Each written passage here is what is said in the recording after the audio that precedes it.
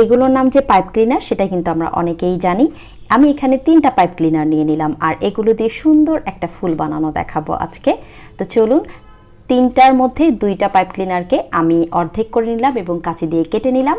আর একটা যে পুরো পাইপ ক্লিনারটা আছে সেটা একটা চিকন তারের মধ্যে এভাবে পেঁচিয়ে নিচ্ছি। একটা ফুলের পাপড়ি করার জন্য কিন্তু 2.5টা পাইপ ক্লিনার লাগছে, মানে 3টা লাগছে না, অর্ধেক বেঁচে যাবে একটা থেকে। তো বাঁকা করাটাকে আমি এভাবে আবার হাফ করে নিলাম ভাঁজ করে, এবং যে হাফ পাইপ ক্লিনার ছিল সেটাকে আবার ভিয়ের শেপ করে এভাবে ভাঁজ করে নিলাম, এবং 3টাকে পাশাপাশি একটার উপরে আরেকটা রেখে বড় যে বাঁকা করে নেওয়া পাইপ ক্লিনারটা সেটা মাঝখান দিয়ে ঢুকিয়ে এভাবে সুন্দর করে 2বার প্যাচ দিয়ে 2 সাইড দিয়ে সুন্দরভাবে নিয়ে আসলাম।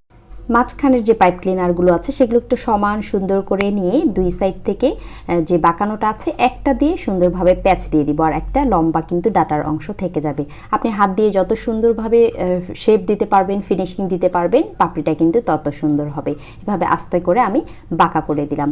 এই একটা ফুল করার জন্য কিন্তু এই ধরনের 5টা পাপড়ি লাগবে, এবং এরকম 5টা পাপড়িকে আমি গ্লুগানের আঠার সাহায্যে একটার সাথে আর একটা এভাবে লাগিয়ে দিব, এবং গ্লুগানের আঠা কিন্তু একটু কয়েক সেকেন্ড ধরে রাখলে একটার সাথে আরেকটা লেগে যাবে। আর একটা পুরো ফুল কমপ্লিট করার জন্য কিন্তু এটার মাঝখানে রেণু দিতে হবে, কলি থাকবে, পাতা থাকবে। তো এক ভিডিওতে সবগুলো যেহেতু দেখানো সম্ভব না, ভিডিওটা অনেক বড় হয়ে যাবে। এই জন্য নেক্সট ভিডিও দেখার জন্য অবশ্যই আমার ইউটিউব চ্যানেল এবং ফেসবুক পেজ লুবনা ক্রাফটসের সাথেই থাকবে। নেক্সট ভিডিওতে দেখা হবে। আল্লাহ হাফেজ।